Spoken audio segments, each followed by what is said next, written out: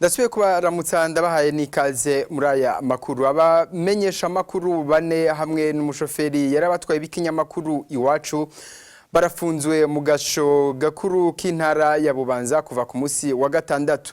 Bakaba bahagaritswe ku itariki 22 Gitugutu umwaka wa 2019 igihe bari bagiye ibubanza kurondera amakuru. Bakaba bari bagiye muri iyo ntara ya Bubanza kubera hari amakuru y'umutekano muke igihe abagizi banabi bari bateye igihugu hariko harabera ingwano hagati y'abo bagizi banabi n'abajeje umutekano.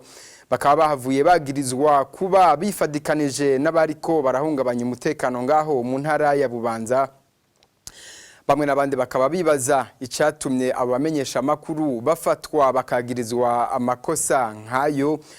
Ivyo kandi bikaba vyibazwa kandi n'abaje gukingira abamenyeshamakuru mu gihe buca igihugu gitunganya amatora. Ivyo byose mukaba mubikurikirana muri iyi nkuru rudende igiza amakuru y'uno munsi mu runani rw'amaradiyo, radio Inzamba Agateka kawe, radio RPA hamwe na televiziyo Renaissance. Mukanya ni Donido.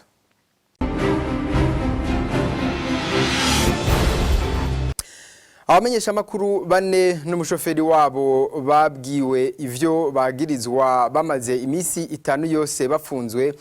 Bari bavuye i Bujumbura bagana intara ya Bubanza mu gatondo ko ku munsi wa kabiri tariki 22 Gitugutu umwaka wa 2019. Emile Nibasumba aratubwira ingene vyagenze kuva bafatwa gushika ubu.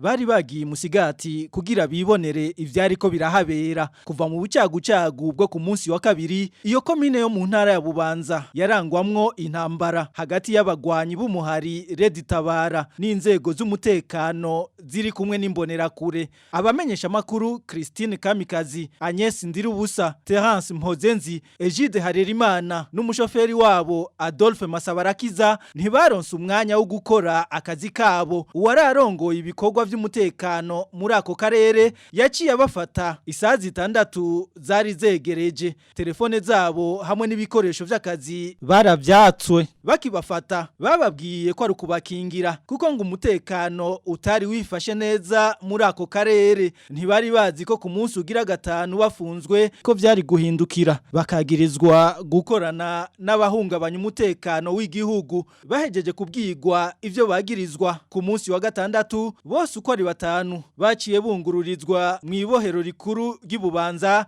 Inyuma y'iminsi bari bamaze muri komisariya y'igipolisi muri iyo ntara nyene. Inyuma yo kumvirizwa vyatanguye kuri uwa mbere, bitegekanijwe ku icumba c'amatohoza bita chambre de conseil kizofata ingingo yuko barekugwa canke baguma mu mvuto kuri uwa kane.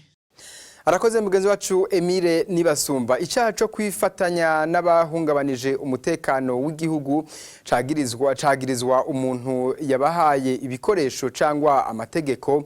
Abamenyeshamakuru bikinyamakuru Iwacu bafunzwe atana kimwe bakoze muri ivyo. Bivugwa n'umushingwa manza Gustave Niyonzima. Ubutegetsi bukaba bwashatse kuzivya kunumya ikinyamakuru Iwacu.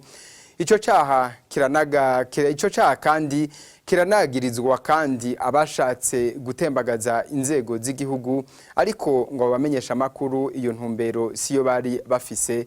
Twumvirize umushingwa manza Gustave Niyonzima. Abashikiriza amanza bo muri parike nkuru ikukira intara ya Bubanza baravye bakuramwo ibintu biboroheye. Ingingo ubwa mbere na mbere ya 38 y'igitabo mpanavyaha co mu bihumbi 2017 n'ingingo y'amajana 69 y'ico gitabo ivuga ivyo guhungabanya umutekano mu gihugu hagati, ari byo bita atteinte à la sécurité intérieure de l'État mu rurimi rw'igifaransa. Turavye iyo ngingo ya 38 ivuga gufashanya mu caha arico bita complicité, ukaba wabigize utiyerekanye. Ariko mu mategeko uko bimeze, ivyo bintu bishoboka mu gihe uba watanze imfashanyo, uba washigikiye abo bantu, ukanabahana amategeko ati muzokora uko nuko, ariko siko vyagenze. Abo bamenyeshamakuru bari basavye uruhusha buramatari w'intara ya Bubanza, vyerekana ko gusaba uruhusha kuja kumusaba uruhusha kabemerera bibakura k'iceye cose, biberekana ko bari abantu ku mutima atakibi bagomba gukora batari kumwe n'abo bantu. mbega kubera iki babaretse bakababanza kubaha urushusha ntibace babafata ubwo nyene ati mukorana n'abo bantu n'ibintu rero bitwereka ko mu nyuma ari itegeko ryaje rivugwa riva mu gisata kijejwe gushingwa intwaro pouvoir exécutif mu rurimi rw'igifaransa mu ntumbero yuko twimirije amatora atakinyamakuru cigenga kivuga neza kitari mu kwaha kwa leta coba kikiriho kugira ubusuma bubashe gukorerwa neza bw'ayo matora no kwica no kugandagura abo bose batavuga rumwe na leta nk'uko tumaze iminsi tubibona ku mugambwe senere wa gatogwasa rero n'ingingo y'amajana 609 y'igitabo mpanavyaha nyene bavuga muri ivyo vyo guhungabanya umutekano hagati atentara siretenteriere do leta nta bintu bigaragara birimwo kuko ivyo izo ngingo ziza zivuga kuba wagomvye gutembagaza ubwo butegetsi abo bamenyesha makuru ntayo ntumbero bari bafise kubwo mushingwa manza Gustave Niyonzima ugo rubanza n'ugwa politike ntawovuga ko ari urubanza rw'ivyaha abamenyesha makuru bakazoshobora no kwitura ubutungane mpuzamakungu basabe indishi y'akababaro kuko bafungiye ubusa n'ubunyene dusubire dukurikire Gustave Niyonzima rero novuga ko ari ibintu bishingiye kuri politika atari urubanza rw'ivyaha mu mategeko hari akajambo bama bavuga ati y'ubutungane buhungabanijwe na politike bukinjira muri sentare nyabutungane buca busohoka bukaja mu idirisha niko novuga rero hama ugomvye umwe wese kumwagiriza ikintu ntaburi camwagiriza novuga ko bidashingiye na gato ku mategeko bishingiye ku mvo za politike nkuko twama tubibona bariko bahohotega ubusa bazoshobora no kwitura amasentare mpuzamakungu yo yigenga bahindisha yakababaro kuko gupfungira umuntu busa ni nkuko muborezi gufi ivyo vyita icaha ca torture mu rurimi rw'igifaransa turacabandanya n'aya makuru ifungwa ry'abagenzi bacu bo mu kinyamakuru Iwacu rije rikurikira ayandi mabi yagirirwa yagiye arakogwa n'ubutegetsi bwa CNDD FDD abamenyesha makuru barenga 10 hamwe n'abaharanira agatelka kazina muntu baramaze kuburabuzwa mu myaka 15 umugambwe CNDD FDD umaze ku butegetsi idonido na Parfait mudasigana ifungwa ry'abamenyeshamakuru bane hamwe n'umushoferi wabo bose bo mu kinyamakuru Iwacu ntiritangaza na gato abaharanira agateka kazina muntu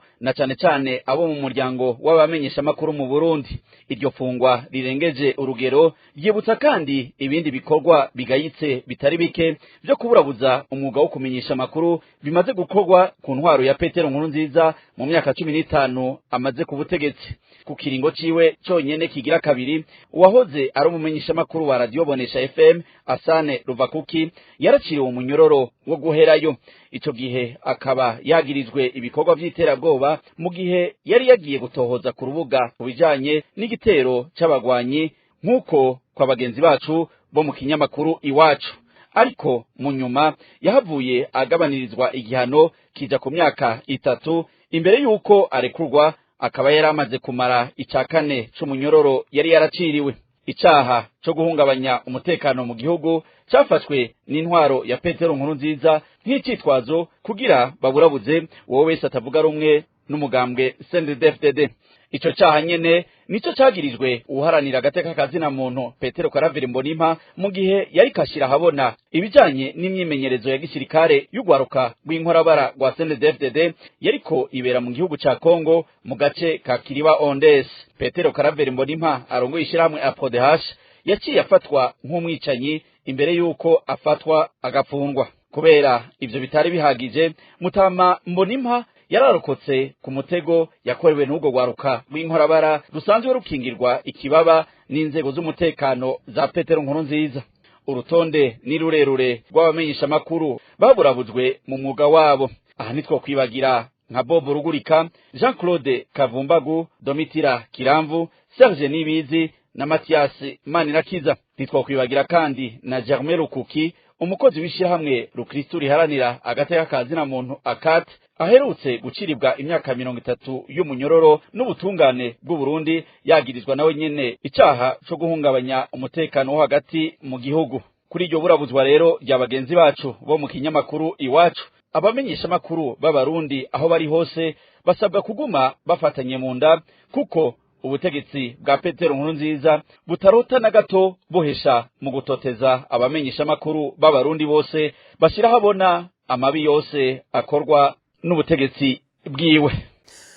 Turamushimiye na Parfait Mudasigana. Gabriel Nikundana numwe mu bamenyesha makuru bigeze kuba basanga mu ishamba abagwanyi b'umuhari CNDD FDD kugira bamuhe amakuru ngo barondera amakuru ku ruhande rwa leta n'abagwanyi kugira abanyagihugu bamenye ibiriko biraba mu gihugu kandi ngo byaranezereza cyane abo bari ku butegetsi no munsi se no kuvuga CNDD FDD kurikira Gabriel Nikundana.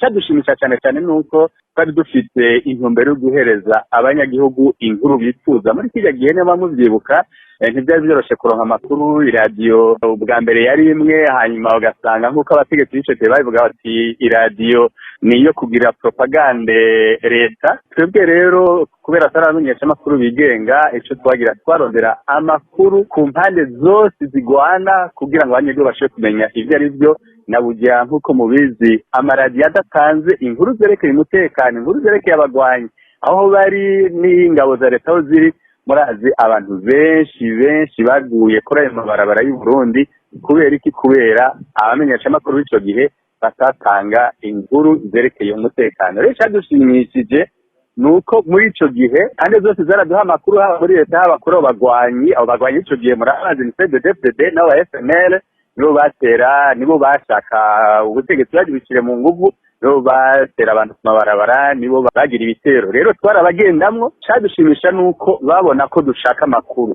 n'icadushimisha nuko na leta naho yabicishamwe rimwe n'imwe ikadufunga canke ikatubuza kugira amakuru barabona ko atakiri turondera atari inkuru zishimisha abanyagihugu nabujya baba bayanyotewe bagira ivyo bazi barazi ko twabasanga mu ishamba naho twera ku mukuru w'igihugu arazi twabara tumusanga arazi Dar es Salaam n'ahandi twabara tumusanga nabo bose ntorinda kuvuga n'amazina barifuza ko amakuru yabo abanyagihugu bo bimenya baragira bati abantu bakavuga ivyo turiko turakora bakavuga yuko natwe dushaka ko tugira amasezerano canke tugasanga ubutegetsi bagira ati duhava dutakaza inguvu ku banyagihugu ari naco gituma rero bagira ivyo bazi.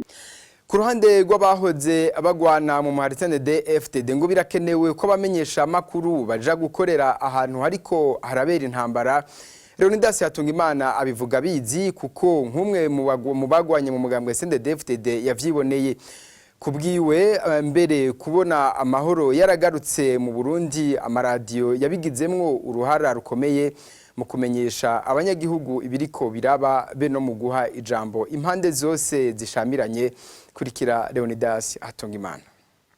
Atuma dushobora gutanga ishusho yacu y'ukuri kuko ishusho twahabwa n'ubutegetsi bw'ico gihe twaba turiko turagwana yaba ishusho iducafuza byaratuma rero dushobora gusigura ubwa mbere abo turi nuko dusa byarashobora rero kandi gutuma dushobora gukosora bimwe mu bintu wasanga kumbure bamwe mu muhari baba bakoze nabi tugasanga babikoze mu kinyegero kumbure uburongozi ntibubimenye ariko bivanye n'ibibazo abamenyesha amakuru baba babajije umuntu akumva ahategerezwa gukosora ni ibintu byiza cyane rero ibiba biriko biraba bikamenyekana hanyuma kandi byaratuma abanyagihugu bo mu mihingo hirya no hino bamenya aho twaba turi kugira ngo ntibijajare ngo bahave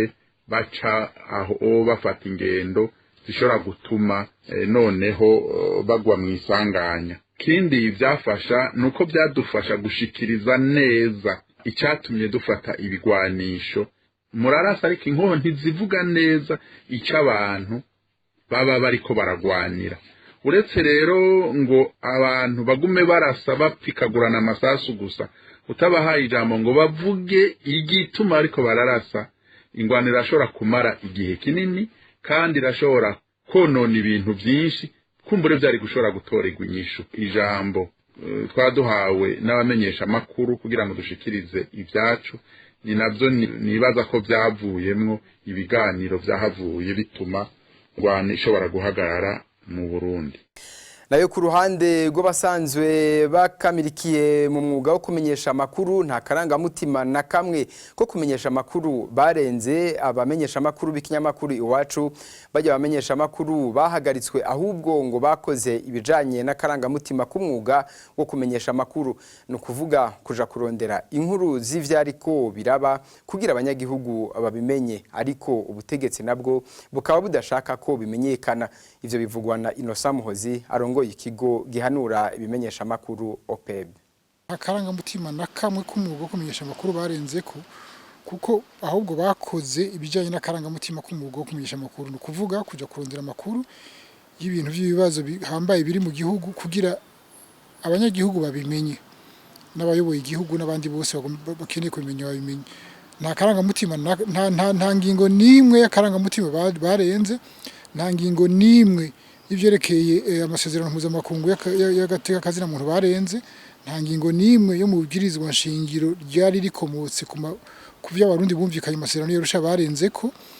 Ivyo bazira ico natwe twese n'ibindi bimenyesha amakuru byose byazize kugerageza kumenyesha abantu ibiriko biraba, abayoboye igihugu badashaka ko bimenyekana. Nta kindi kiriko kiraba, bari abantu bariko barazira ubusa, bariko barazira shwa politike zagizwe n'abantu bayoboye Burundi no munsi ziteye kubiri n'inyungu z'igihugu, nta kindi na kimwe kirimo. Innocent Muhozi arongera akavuga ko abamenyesha amakuru ataburenganzira bwo kurangura umwuga wabo bagifise mu Burundi, ubutegetsi bwishiriyeho amategeko mashasha, ayo nayo akaba ari ayo gukandamiza uwo mwuga. Innocent Muhozi n'ubunyene kurikira. Umwuga wo kumenyesha amakuru twese mu Burundi abantu bose baramaze kumenyera ingene ukorwa, uburenganzira ahabwa n'akarangamutima kiwe, uburenganzira ahabwa n'amasezerano mpuzamakungu y'agateka kazina muntu, uburenganzira bwari mu ibwirizwa nshingiro ryafuswe n'abategetsi b'igihugu no munsi rikomoka ku masezerano y'Arusha, kuko twe nibyo twemera. Aya mategeko yandi yose bagiye barazana ari constitution nshasha, ari rya tegeko rigenga kumenyesha amakuru, ari n'ayandi mategeko bashizeho, nayo twemera na gatowe, kuko n'ibintu bitaje bivuye mu mwumvikano w'abarundi nk'uko ivyari bihari bafuse byari bimeze. Ukurikije rero ivyo byose biri muri ivyo muri ayo mategeko ndiko ndavuga, nta na kimwe barenzeko. Eka n'uwo fata amategeko y'ubu bashizeho yo gukandamiza umwuga wo kumenyesha amakuru ntaryo barenzeho, kuko bagiye kurondera amakuru, keretse niba bisigaye kizira mu Burundi kurondera amakuru no kuyamenyesha abarundi. Babivuge bavyandike neza ati kirazira mu Burundi umwuga wo kumenyesha amakuru rafuswe, kandi ni nkaho wafuswe nyene, kuko uravye ibiriko biraba ku marezo sosio, ingene umuntu wese asigaye yadukiza akagira amakuru atahagaze namba akayakwiragiza abantu ibihumbi n'ibihumbi bakayabona. Igituma ibyo bintu biriko biraba ni inkurikizi zo kuba barabujije ibimenyesha amakuru nyavyo bitanga inkuru zitomoye zatohojwe zihuye n'akarangamutima kumenyesha amakuru n'ama principe y'agateka kazina muntu mwisi yose. Kuba barafuse ibyo binyamakuru bakabimenagura bakica amenyesha amakuru bamwe, abandi bakaba barahunze igihugu. Inkurikizi ni ibyo bimenyesha amakuru ubona biriko biruzura ku marezo sosio, atakintu kizima na kimwe kirimo, mugabo ari byo abantu basigaye birukira kuko nta kindi bafise. Urumva rero umwuga wo kumenyesha amakuru mu Burundi umerewe nabi cyane no munsi, kuko ugerageje gukora na gatoya kagishoboka nkuko bagenzi bacu muri Iwacu byagenze baca bafungwa. Mukurangiza no makuru umurunani rw'amaradiyo ishiramwe mpuzamakungu y'abamenyesha amakuru FIGE riratewe impungenge n'igikorwa c'abamenyesha amakuru muri iki gihe mu gihugu c'u Burundi mu gihe buca haba amatora. Bivugwa na Ernest Sagaga ajejwe umutekano no gukingira abamenyesha amakuru muri FIGE, yemeza ko icaha cagirizwa abamenyesha amakuru b'ikinyamakuru Iwacu atawugisa gisana n'akazi kari kabajanye ku rubuga Ibubanza. Ernest Sagaga: abantu bagiye mu kazi bamenyesheje abashinzwe intwaro aho bari bagiye, abanyamakuru bazwi bafite ikinyamakuru bakorera kizwi. Ntabwo rero ibyo twumvise ko ngo barega kuba barashatse guhungabanya umutekano w'igihugu, ntitubona impamvu yabarabiteye, nta n'ibimenyetso turabona bigaragaza. Urumva ko ni impungenge kuri twebwe, kuko ntabwo dukeka ko akazi barimo hari aho gahuriye no guhungabanya umutekano w'uburundi. Ikibazo ikigaragara nuko mu Burundi akazi ko gutangaza amakuru y'amakuru yigenga ari ikibazo gikomeye muri iyi minsi, kandi ntabwo ari icyavuba ngira ngo kimaze imyaka igera kuri 4 hafi 5. Abanyamakuru benshi bahunze igihugu, ibinyamakuru byigenga byinshi byarafunzwe, Iwacu byanga Kigali gisigaye cyonyine kigenga cyakorera mu Burundi. Abandi hari abo baburi ibirengero bajanye Imana abantu bakeka ko ashobora kuba yarabitswe. Ibyo rero ni ibintu bigaragaza yuko itangazamakuru rigaramiye mu Burundi. Noneho n'ibi rero biherutse kuba kuri bagenzi bacu bafunzwe bari mu kazi ku buryo bugaragara batihishe, bakaba baregwa icyaha gikomeye nk'iki cyo guhungabanya umutekano w'u Burundi. No kuvuga ko hari umugambi mu Burundi wo kubuza abanyamakuru gukora akazi kabo neza. Kuvuga rero ko duhangayikishijwe n'ibera mu Burundi birimo n'abangaba baherutse gufatwa bakaba bafunze kuri tuvugana. None ngaha duciye dusozerera aya makuru turiko turabashikiriza. Amakoze mwese mafasha umwanya wo kudukurikira naho kwisango rikurikira nakagaruka.